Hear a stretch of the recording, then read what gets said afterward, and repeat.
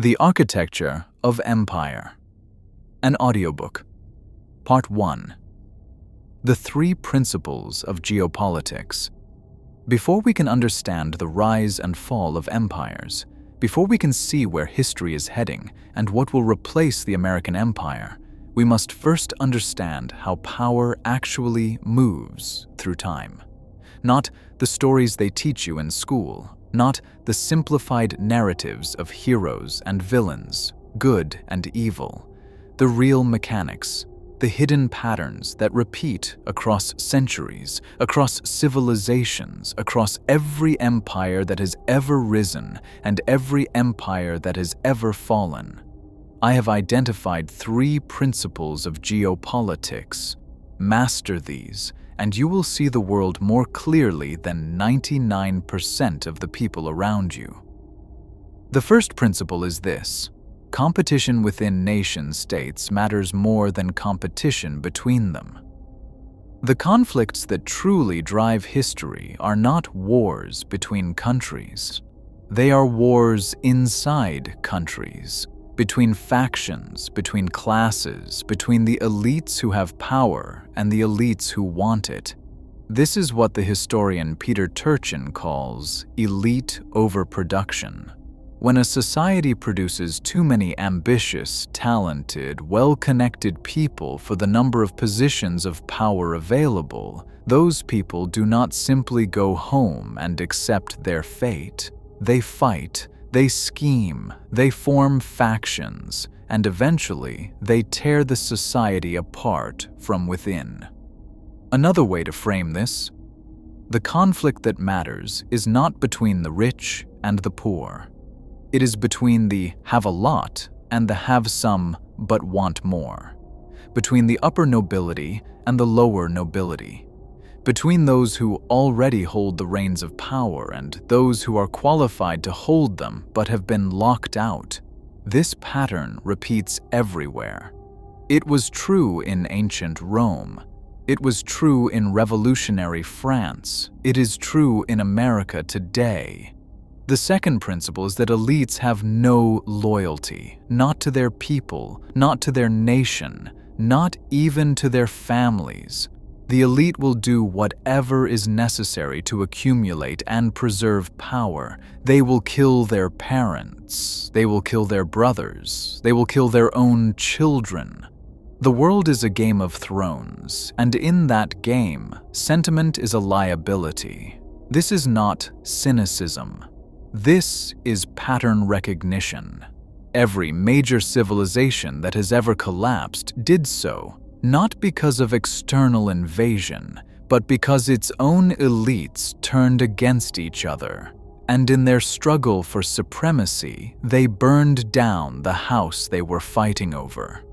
The third principle is that war is often about maintaining the status quo. This sounds counterintuitive. War is destruction. War is chaos. How can it preserve anything? But look closer. Look at World War I. Tens of millions of young men died in a conflict that, from a purely strategic perspective, made almost no sense. The military tactics were idiotic. The goals were vague. The entire exercise seemed like a machine designed to grind up human beings for no purpose. But if you understand that war can be a mechanism to reduce elite overproduction, to bleed off excess young males who might otherwise foment revolution, then World War I becomes perfectly logical. The ruling classes of Europe were not trying to win.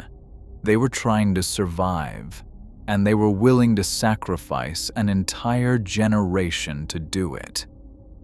These 3 principles form the foundation of what I call predictive history. Most historians look backward. They collect documents, they assemble facts, they tell stories about what happened, but they rarely ask the deeper question: why did it happen in that particular way?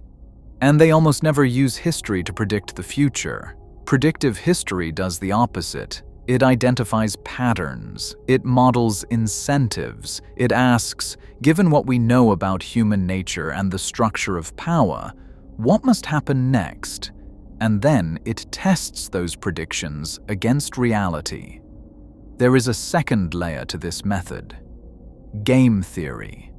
Every historical actor is motivated by their interests and their worldview. If you can understand what a person or a group wants and how they see the world, you can predict their optimal strategy. And once you can predict their strategy, you can predict their behavior. And there is a third layer: religious eschatology. Every culture, every civilization, every major power has a religious worldview, a story about where history came from and where it is going. These stories are encoded in sacred texts: the Bible, the Quran, the Vedas, the Tao Te Ching. If you read these texts not as religious documents but as strategic manuals, they will tell you exactly how the people who believe in them will behave. They will tell you what they are trying to accomplish. They will tell you what they believe the end of history looks like. And if you pay close attention, you can see the future unfolding in real time. With these tools, we can now do something extraordinary. We can watch the American Empire fall. And we can see what will replace it. Part 2. The invention of the Jews. To understand where we are going, we must first understand where we came from, and that means going back to the beginning of the Jewish people, not as they appear in religious tradition, but as they were created by imperial strategy. Here is the argument that will sound shocking but is supported by the evidence. Israel and the Jewish identity are constructs of the imperial imagination. Because of its geographic location, Israel has always been strategically vital. Whoever controls the Levant controls the crossroads of 3 continents: Europe, Asia, and Africa. And whoever controls that crossroads can threaten Egypt, Mesopotamia, and Anatolia, the 3 wealthiest regions of the ancient world. As a result, every major empire that has ever ruled the Middle East has tried to manipulate the identity of the people living in the Levant to serve its own agenda. The story begins with the Bronze Age collapse. After that catastrophe, 3 major cultures emerged to dominate the world: the Greeks, the Persians, and the Israelites. We have already examined the Greeks and the Persians. Now we turn to Israel. The Bible tells us that King David created a unified Israelite kingdom in the Levant. This kingdom lasted only a few generations. After the death of David's son Solomon, the kingdom split in 2: the northern kingdom of Israel and the southern kingdom of Judah. The northern kingdom was conquered by the Assyrians, and its people dispersed, the so-called 10 lost tribes of Israel. The southern kingdom of Judah lasted a bit longer, but it too was eventually conquered, this time by the Babylonians. The Babylonians faced a problem. The Levant was strategically vital, but the Israelites kept rebelling. The Babylonians tried everything. They burned down cities, they took hostages, they destroyed the temple in Jerusalem. Nothing worked. The Israelites would not stay subdued. So in 587 BCE, the Babylonians made a final decision. They destroyed Jerusalem entirely. The city was burned. The temple was razed. The people were exiled to Babylon. And for all practical purposes, the nation of Israel ceased to exist. The people survived. They always survive. But their identity was shattered. Without a temple, they could not perform their rituals. Without a land, they could not maintain their traditions. They adapted. They began to pray in synagogues instead of temples. They became scribes, merchants, farmers. They changed. Then, in 539 BCE, Cyrus the Great of Persia conquered Babylon. And Cyrus did something extraordinary. He issued an edict allowing the exiled Israelites to return to Jerusalem and rebuild their temple.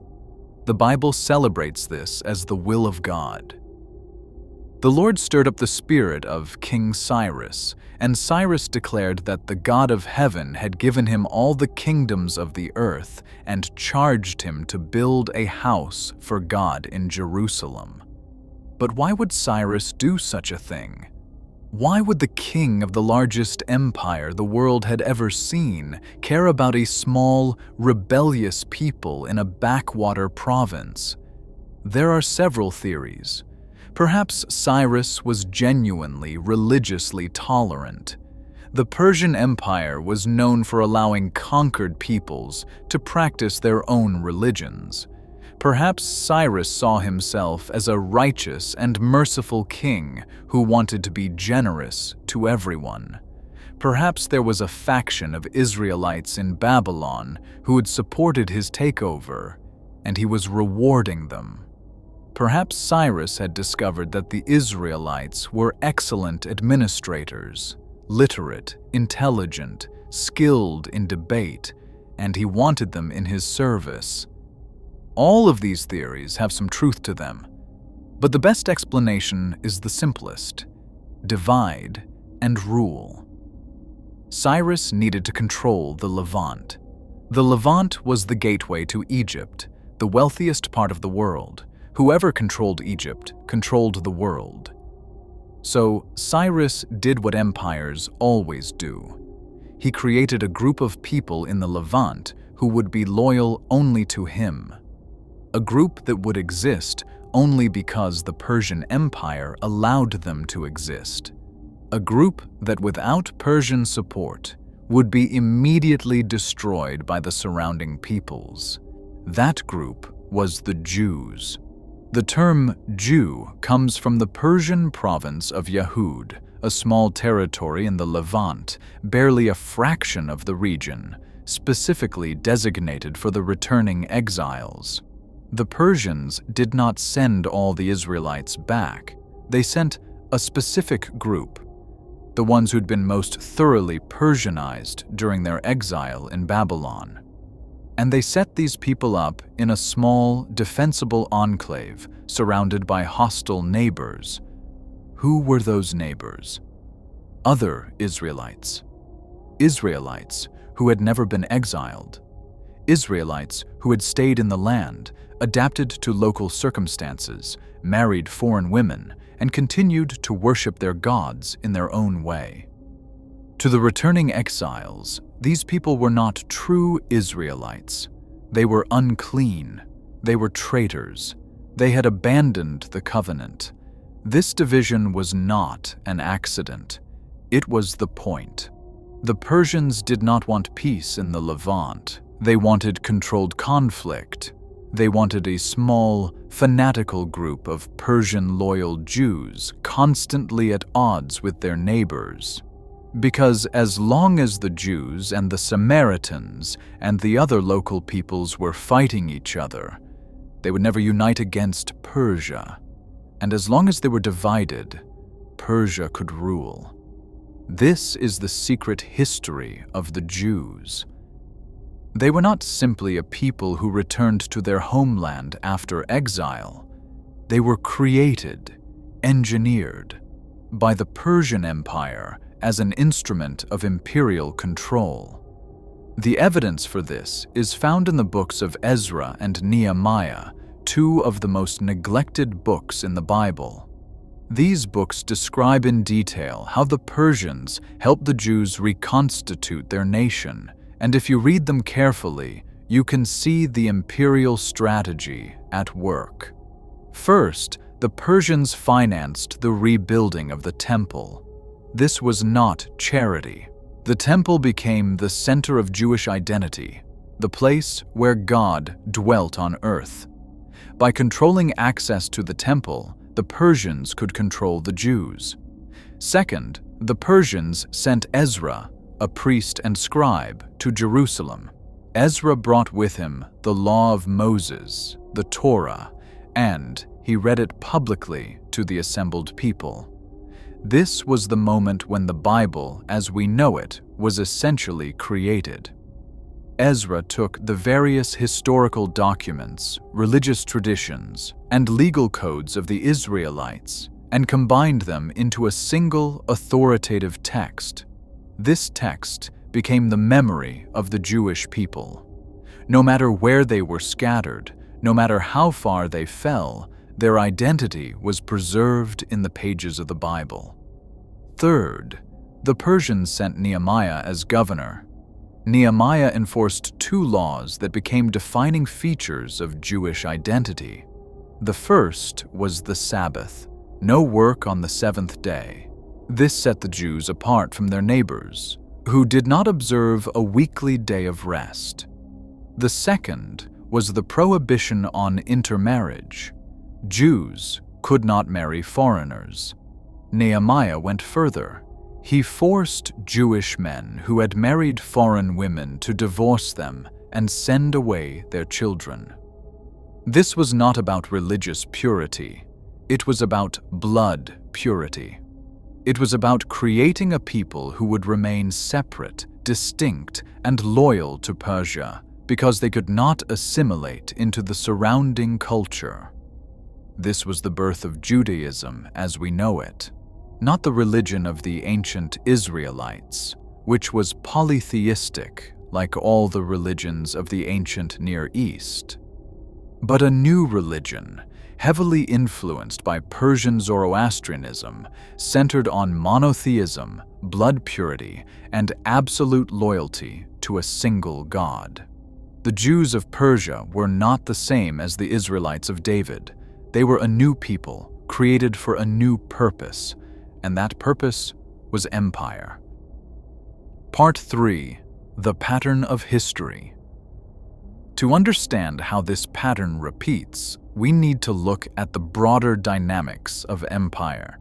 The historian Peter Turchin, studying the rise and fall of civilizations from Rome to revolutionary France, identified a consistent cycle. Empires rise when they are open, meritocratic, and unified. They decline when they become closed, bureaucratic, and divided, and they collapse when elite overproduction reaches a critical mass and the society tears itself apart from within. The metaphor I find most useful is the Warring States period of China. You know the history: the Zhou, the Wei, the Chu, powerful states with access to rivers, fertile land, and large populations. Any one of them could have united China, but they did not. Instead, they fought each other in a series of ritualized wars that were more like chess games than actual conflicts. They had rules. They had traditions. They did not destroy each other's temples. They did not annihilate each other's populations. They maintained an equilibrium. And then, from the margins, came the Qin. The Qin were poor, backward, isolated. They were considered barbarians, but they were hungry. They had no position in the existing order, so they had no reason to preserve it.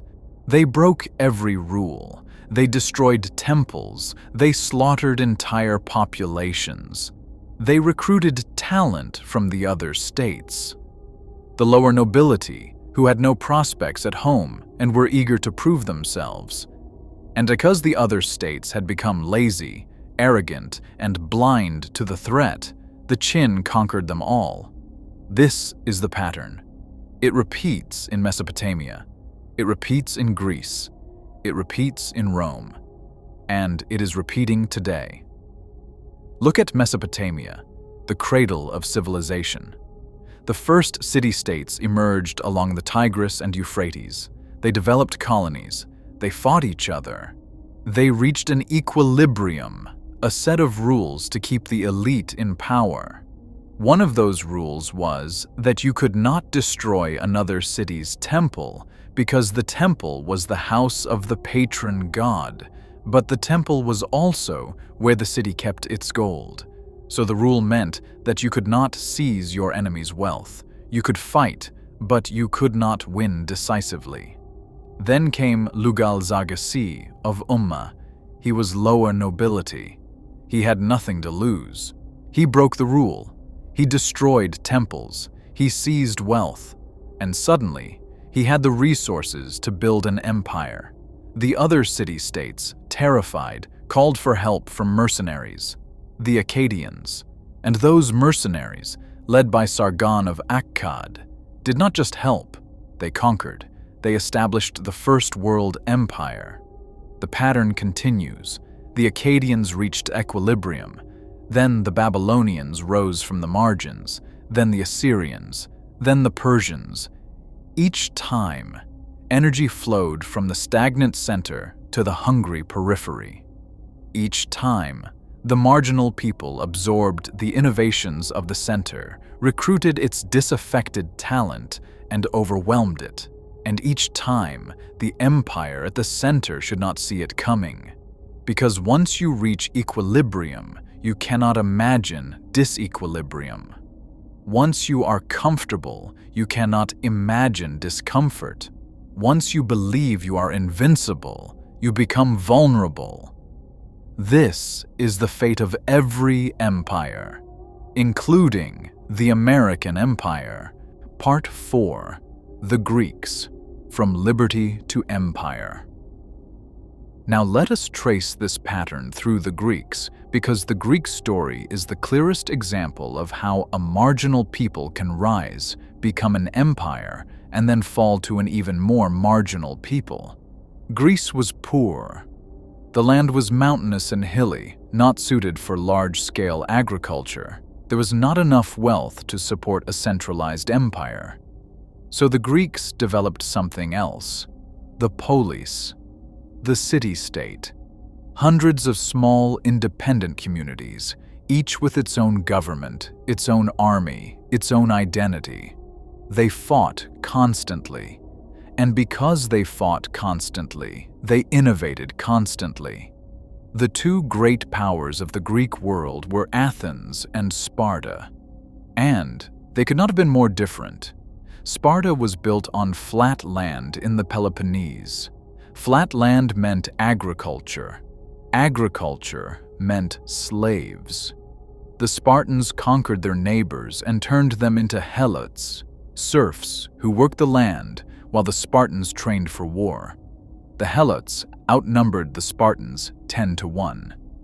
So the entire Spartan society was organized around one goal: controlling the helots. Boys were taken from their mothers at age 7.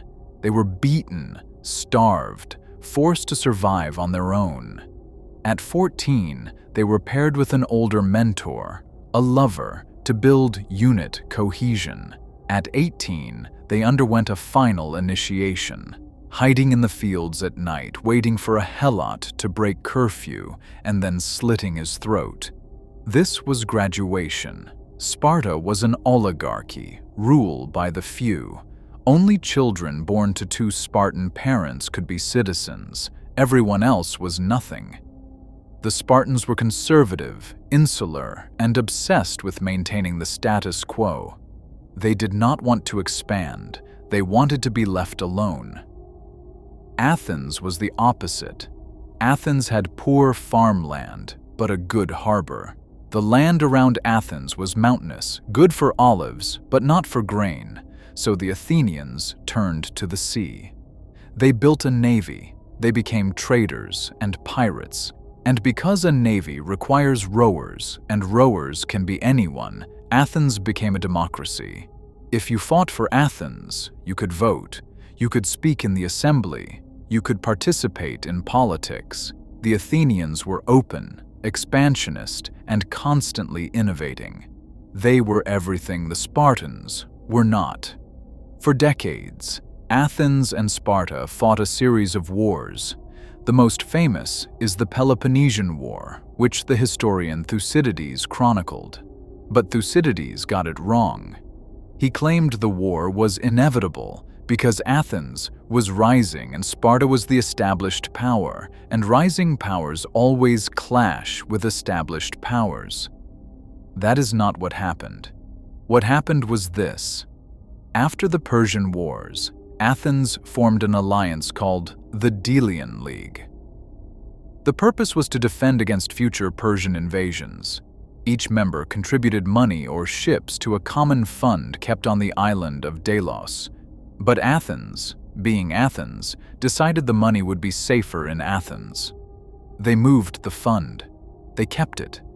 And the Delian League became the Athenian Empire. The allies were no longer allies. They were subjects. The allies rebelled. They asked Sparta for help. Sparta did not want to fight. Sparta was happy to stay home and control its helots. But Athens was aggressive. Athens was expanding. Athens was building walls and sending fleets and threatening Spartan territory. And Sparta had a weakness. If Athens ever landed troops on the Peloponnese, the helots would rise up and destroy Sparta. So Sparta had to fight. Neither side wanted to destroy the other. Athens could have destroyed Sparta easily. Just land an army and let the helots do the rest. But if the helots took over Sparta, they might come after Athens next. Sparta could have destroyed Athens easily. Just free the helots, raise an army 10 times the size of Athens's, and march. But if the helots were freed, Sparta's entire social order would collapse. So both sides fought a limited war. They fought to maintain equilibrium, not to win. This is why the Peloponnesian War was so strange. It lasted decades. It killed tens of thousands. And in the end, Sparta won, but chose not to destroy Athens, because destroying Athens would create a power vacuum. Thebes or Corinth might rise to fill it. Better to keep a weakened Athens as a counterweight. This is the logic of equilibrium.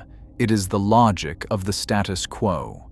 And it is the logic that makes empires blind to the threat from the margins.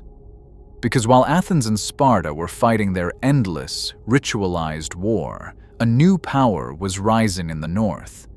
Macedonia. Poor, backward, isolated. The Greeks considered the Macedonians barbarians. They were not citizens of any polis. They were not part of the game. They had nothing to lose.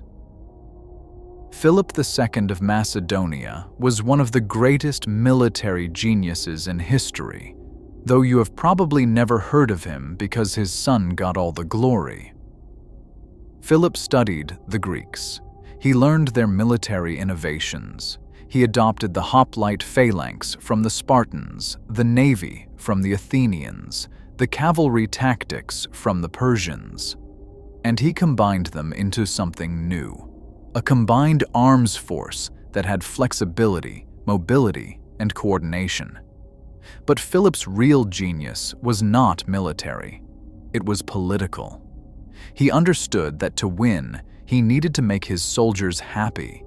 He needed to be meritocratic. If a soldier fought well, Philip promoted him.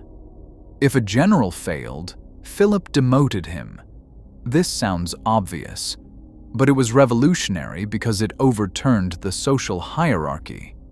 The aristocrats, the people who expected privilege because of their birth, were suddenly treated the same as everyone else. They hated it, but they could not argue with results. Philip also understood the importance of intelligence. He had spies throughout Persia. He had diplomats negotiating with local elites. He was preparing to conquer the Persian Empire when he was assassinated at his daughter's wedding. Who killed Philip? The most likely answer is his wife, Olympias. Olympias was not Macedonian. She was from a neighboring kingdom, and the Macedonian court looked down on her. Her son, Alexander, was a thug, brilliant, charismatic, but unstable. Philip worried about Alexander. Late in life, Philip married a Macedonian woman and had a son with her. That son became the heir to the throne, not Alexander. Olympias could not accept this. She had raised Alexander to believe he was not Philip's son at all. He was the son of Zeus. and she had Philip killed to secure Alexander's succession. Alexander inherited his father's army, his father's spies, and his father's plan. In 10 years, he conquered the entire Persian Empire, Egypt, the Levant, Mesopotamia, Anatolia, all the way to India. He did it with a small army, which tells us he had help from local elites. The Persian Empire had reached equilibrium. The upper nobility had grown lazy and arrogant. The lower nobility had no prospects. They welcomed Alexander as a liberator, but Alexander was not a liberator. He was a conqueror. He saw himself as the son of God. He carried a copy of the Iliad with him everywhere and modeled himself on Achilles. He visited the oracle at Siwa in Egypt, where the priests told him he was the son of Zeus Ammon, the king of the gods, in both Greek and Egyptian tradition. This was not a religious experience, it was a coronation. Alexander now had divine sanction to rule the world. He was also brutal. He burned Thebes to the ground. He burned Persepolis, the capital of the Persian Empire, to the ground. These were not random acts of violence. They were ritual sacrifices necessary to prove his divine status. And he kept going. Even after conquering the known world, he pushed into India. His soldiers finally mutinied. They were exhausted. They wanted to go home. Alexander agreed, but he died soon after, probably poisoned by his own generals, who feared he would kill them next. Alexander's empire was divided among his generals. The largest pieces were Macedon, Anatolia, the Seleucid Empire, and Egypt. Egypt, under the Ptolemaic dynasty, became the wealthiest and most culturally dominant. Now, the Ptolemies faced a problem. They were Greeks ruling over Egyptians. The Egyptians had been the center of the world for thousands of years. They had given the Greeks science, mathematics, and philosophy. And now they were being ruled by barbarians. Why? The Ptolemies needed an answer. They needed cultural imperialism. So they built the Library of Alexandria. The library was not just a collection of books. It was a university, a research center, a propaganda machine. The Ptolemies sent agents across the world to collect every manuscript they could find. They borrowed original plays from Athens and refused to return them. They kept the deposit. They had the money. They did not care. The library became the center of Greek learning. But it was not about learning. It was about power. The Ptolemies used the library to systematize Greek knowledge and present it as superior to Egyptian knowledge. They translated the Jewish Bible into Greek, the Septuagint, as a way to win the loyalty of Jewish priests. They invited Jewish scholars to Alexandria to participate in their research. Eventually, a third of the population of Alexandria was Jewish. This was the Hellenistic world. Greeks, Persians, and Jews, the three great cultures of the post-Bronze Age world, came together in a fusion called syncretism. And from this fusion, a new religion would emerge that would change the world: Christianity. But before Christianity, there was Rome. Part 5. Rome, the anti-civilization. Rome began as a borderland. The Etruscans, who were similar to the maritime Greeks, dominated the Italian peninsula. They were wealthy, cultured, and advanced. They hired the Romans, poor, warlike farmers from the hills, as mercenaries, and over time, the mercenaries became the masters. Rome's geography shaped its character. Italy is mountainous and poor, with few navigable rivers. The people had to work together to survive. They developed a culture of unity, discipline, and martial aggression. But unlike the Greeks, who valued debate and philosophy, the Romans valued obedience. Obedience to fathers, to ancestors, to the state. The Roman concept of liberty was not the Greek concept. For the Greeks, liberty meant the right to speak your mind in public. For the Romans, liberty meant obedience to the laws and customs of Rome. And because obedience could be learned, Roman citizenship could be earned. This was Rome's great advantage. Athens and Sparta had closed citizenship systems. You had to be born into citizenship. Rome could always replenish its ranks by granting citizenship to loyal allies. Rome could lose battle after battle and still win the war. The Punic Wars against Carthage illustrate this perfectly. Carthage was rich. Carthage hired mercenaries to fight its wars. Rome was poor. Rome used its own citizens. The citizens were more invested. They fought harder. They never gave up. Hannibal, the Carthaginian general, crossed the Alps with war elephants and destroyed the Roman army 3 times. He wiped out 50 to 100,000 men at the Battle of Cannae, alone. He sent an envoy to the Roman Senate to negotiate peace. The Senate refused. They would not surrender. They would fight to the last man. Hannibal could not understand this. He was a general. He thought in terms of cost-benefit. The Romans thought in terms of honor and revenge. And because they would not quit, they eventually won. They destroyed Carthage.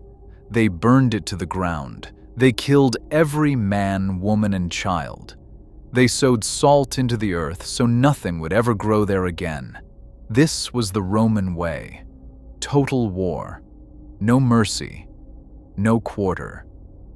But there is a problem with the story of Hannibal. The Battle of Cannae, the double envelopment, the slaughter of 50,000 Romans, has no archaeological evidence. No bodies have ever been found.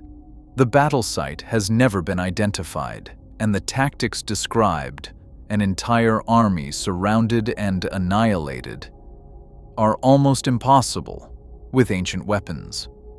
The next recorded double envelopment in military history is 1940 with machine guns and tanks. So what happened? The most likely answer is that the Battle of Cannae never happened. It was invented by a Greek historian named Polybius, who was a hostage of Rome and became the official historian of the Roman Empire. Polybius needed to justify the Roman destruction of Carthage. Carthage was the most beautiful, prosperous, cultured city in the world. Rome burned it to the ground. That looks bad. But if Carthage had almost destroyed Rome, if Hannibal had been on the verge of conquering Italy, then Rome's destruction of Carthage becomes self-defense. It becomes reasonable. Polybius gave Rome a story, and the Romans, who were not capable of deep cultural production on their own, adopted it as history. This is a pattern you must understand. Military powers do not write their own histories. They conquer, they kill, they destroy, and then they hire the conquered, the Greeks, the Jews, the more cultured peoples, to write stories that make their brutality seem justified. The winners write history, but the winners do not write it themselves. They hire scribes. After Carthage was destroyed, Rome became the undisputed master of the Mediterranean, but Rome could not stop fighting. The war machine that had conquered the world now turned inward.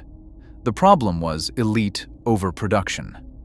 Roman nobles competed for status, power, and wealth. The primary form of wealth was slaves. The primary way to get slaves was war. So the nobles wanted more wars. They bribed the Roman citizens who had lost their land to the nobles and now lived on state grain handouts to vote for more wars. The citizens desperate for any opportunity, complied. The result was debt, corruption, inequality, and endless civil war. The upper nobility, the optimates, or the best, controlled the Senate and most of the wealth. The lower nobility, the populares, or populists, wanted to redistribute land and power to the people. The conflict between them would last for centuries. Tiberius Gracchus, a reformer, proposed a simple solution. The rich had taken all the public land. Tiberius did not propose taking that land back. He proposed distributing unused public land to poor citizens. It was a compromise. The nobility beat him to death. Then they beat his brother to death. Sulla, a general, took a different approach. He simply killed all the reformers. He posted lists of enemies. Anyone on the list could be killed without trial. Their property was confiscated. Sulla killed thousands. Then he retired. One of the reformers who escaped Sulla's prescriptions was a young man named Julius Caesar.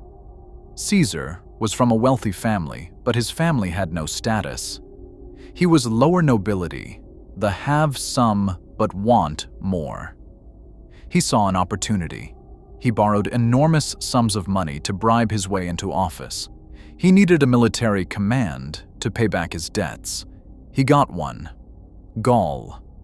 Caesar spent years in Gaul, modern France. Officially, he was pacifying the region. In reality, he was capturing slaves. He famously said that he had killed a third of the Gauls, enslaved a third, and left a third alone. This was almost certainly an exaggeration. If you capture slaves, you have to give a portion of the proceeds to the Roman state. If you kill them, you keep everything. Caesar probably claimed to kill them, but actually enslaved them. He became the richest man in Rome. But money was not the only thing Caesar gained in Gaul. He also built a private army, soldiers who were loyal to him, not to Rome. And he built a myth. He sent messengers back to Rome to announce his victories, some of which were probably invented. He cultivated an image of himself as a great conqueror, energetic, virile, unstoppable. This is how politicians have always operated. Julius Caesar understood that people cannot tell the difference between reality and fantasy. They believe what they want to believe, so give them a story they want to believe. The Roman Senate saw what Caesar was doing. They tried to impeach him. Caesar responded by marching his army across the Rubicon River, an act of treason. Civil war began. The optimates had the better general, Pompey. Pompey's strategy was simple. Italy did not produce enough food. If Pompey simply blockaded Italy, Rome would starve, the people would rebel, and Caesar would lose. But the optimates were afraid that if Pompey won, he would make himself king. So they forced Pompey to fight Caesar directly. At the Battle of Pharsalus, Caesar's loyal army defeated Pompey's larger but less motivated force. Pompey fled to Egypt, where he was assassinated. Caesar pursued. He conquered Egypt. He made himself dictator of Rome. He began redistributing land to the poor and canceling debts. The optimates, terrified that he would abolish their power forever, assassinated him on the Ides of March. This led to another civil war. Octavian, Caesar's adopted son, inherited his army. At the Battle of Actium in 31 BCE, Octavian defeated Mark Antony and Cleopatra. He became Augustus Caesar, the first Roman emperor. Augustus faced a problem. Rome was now an empire, but Rome had no culture. The Greeks were culturally dominant.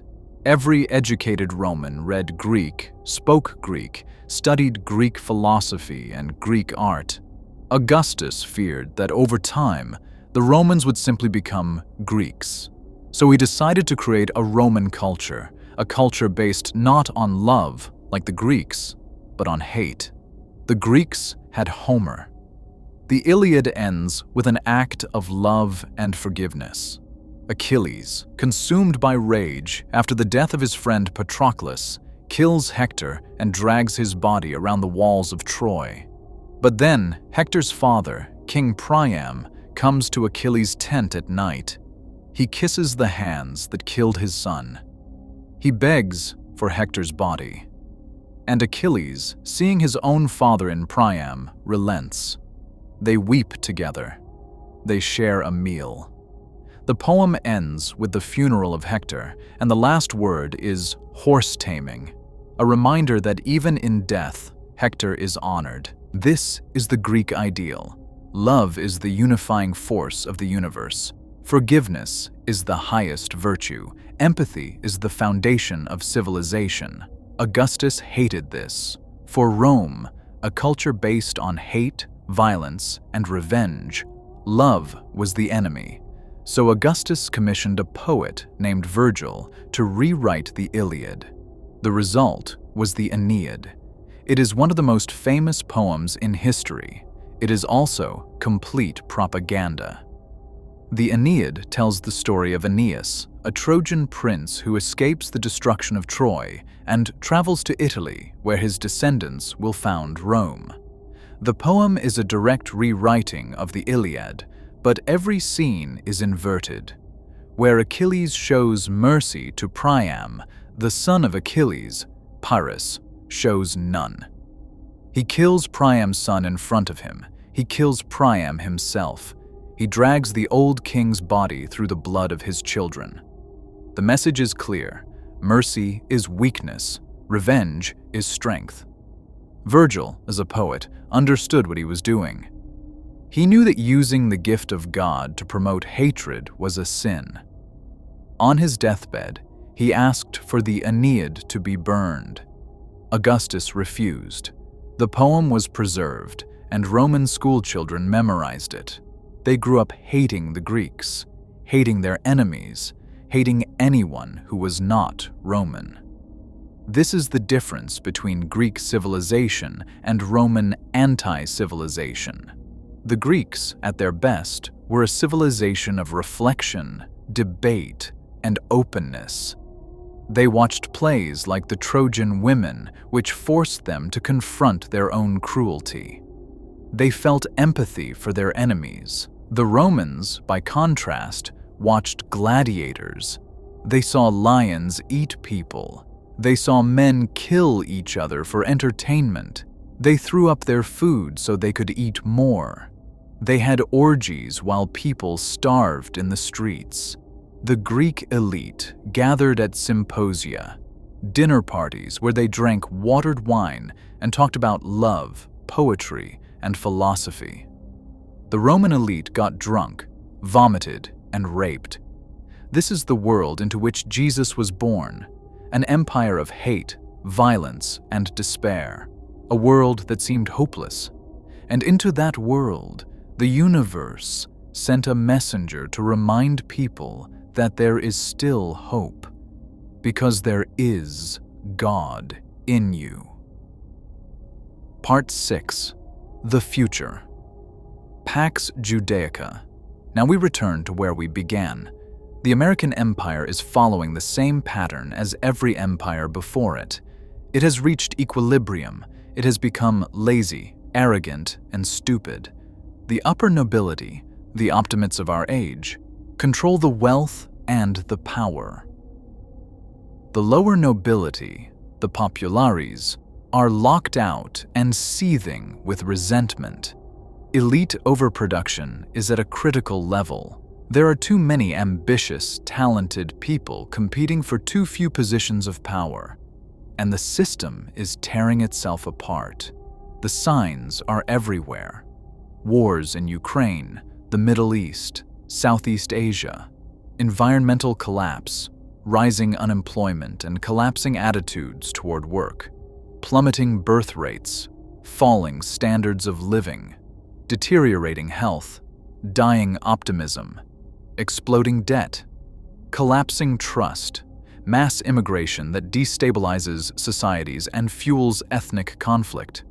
The Western world is in decline, and the decline is accelerating. Who benefits from this decline? Follow the money, follow the power. Property prices are skyrocketing. Who benefits? Property owners. The stock market is booming. Who benefits? The wealthy. Euthanasia is being promoted for the poor. Who benefits? The rich, who want better access to healthcare. Mass immigration is flooding Western countries. Who benefits? The rich, who need cheap labor for gardening, cooking, nursing, and construction. The answer is clear. The people who benefit from these trends are rich pensioners, the elderly elite who have accumulated wealth over decades and want to preserve it at all costs. They do not care about the future, because they will not be there. They do not care about young people, because young people are not them. They are perfectly happy to send young people to die in wars for their glory. They are perfectly happy to drown the West in debt and immigrants and then die before the consequences arrive. This is gerontocracy, rule by the old, and it is the final stage of every empire. But here is the twist. The American empire is not the only power in the world, and the American empire is not the future. The future is Israel. This is not a religious statement. It is a geopolitical prediction based on the patterns we have traced through history. The Jews, the people created by the Persian Empire to control the Levant, have outlasted every empire that created them. The Persians are gone. The Greeks are gone. The Romans are gone. The British are gone. The Americans are fading. But the Jews remain. And they have learned something from their long history. They will not be slaves to empire again. The modern state of Israel was created by the British Empire as an instrument of control, just as the ancient province of Yehud was created by the Persian Empire. The Balfour Declaration of 1917, in which the British government promised to establish a national home for the Jewish people in Palestine, was almost identical to the Edict of Artaxerxes, authorizing Ezra to rebuild the temple. The British, like the Persians, wanted a loyal population in a strategically vital region. They wanted to divide and rule. But the Jews, unlike the ancient Israelites, know their own history. They read the Bible every day. They know how the Persians used them. They know how the British used them. They know how the Americans are using them today, and they have decided to break free. Israel is already the greatest military power in the Middle East. No force in the region can stop it from expanding. And the Bible tells us exactly what Israel plans to do. First, Israel will rebuild the Temple of Solomon. The third temple will be built on the site of the Al-Aqsa Mosque, the third holiest site in Islam. This will cause a catastrophic conflict with the Islamic world. Israel does not care. The temple is central to their identity. When Ezra and Nehemiah rebuilt the second temple, the Jews wept with joy. They felt that God had forgiven them. They felt complete. The third temple will do the same. Second, Israel will become a theocracy. The Bible is clear. The Jews were exiled from Jerusalem because they offended God. The only way to maintain control over the land is to obey God's laws. That means no work on the Sabbath. That means no marriage to foreigners. That means blood purity. The liberal cosmopolitan Israel of Tel Aviv, with its high concentration of gay people and its open, forward-looking culture, will disappear. It will be replaced by a state ruled by the Bible. Third, More and more Jews will return to Israel. The diaspora will come home. And as they return, Israel will expand. The Palestinians will be cleared from the West Bank and Gaza. They will be moved to Jordan, to Egypt, to anywhere but the land that belongs, by divine right, to the Jews. This is Pax Judaica, the Jewish peace. Not peace in the sense of harmony and love, peace in the sense of a single dominant power that imposes order through strength. Just as Pax Romana was the peace of Roman legions, and Pax Britannica was the peace of the British Navy, Pax Judaica will be the peace of the Israeli military. And here is the prediction that will sound impossible until you see it happen. Israel will eventually break with America. The divorce will be messy. The United States, desperate to maintain control of the Middle East, will try to rein in its wayward ally. But Israel has something America does not: a unified culture, a clear purpose, and a willingness to fight to the death. The American empire is lazy, arrogant, and divided. Israel is hungry, disciplined, and united. The marginal power will defeat the stagnant center. Just as Macedonia defeated Greece, just as the Qin defeated the warring states, just as the Persians defeated the Babylonians, just as the Romans defeated the Carthaginians. This is not speculation. This is pattern recognition. History does not repeat, but it rhymes. And the rhyme is unmistakable. Part 7. The Choice. You have been lied to your entire life. About money, which is infinite but made to seem scarce so you will work. About the individual, which is a modern invention designed to isolate you from collective action. About the nation-state, which is a fiction implanted in your brain by 12 years of compulsory education. About school, which is not about learning, but about brainwashing. About science, which is not a tool for discovery, but a religion that tells you matter is all there is, and your soul does not exist. These lies were not accidents. They were designed. They were built into the architecture of your mind before you were old enough to ask questions. They have been reinforced every day by every institution you trust. But now you see. Not everything. Not yet. But enough. Enough to know that the cage is real. Enough to know that you are in it.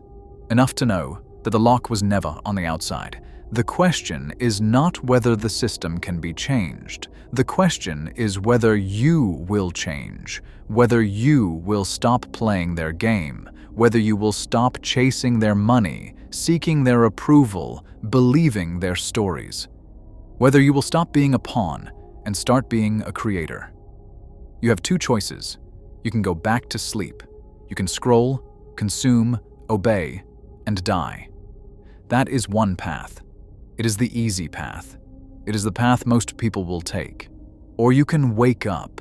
You can question everything. You can reclaim your energy, your attention, your life. You can build something new from the ruins of the old. The choice is yours. It has always been yours. They want you to believe it is not. That is the final lie. That you are powerless. That you are alone. That nothing you do matters. They are wrong. Every act of courage, every moment of clarity, every choice to love instead of fear, these are not small things. They are the only things that have ever changed the world. Not armies, not governments, not banks, people, awake people, people who refused to play the game. Be one of those people. The world is waiting for you to remember who you are.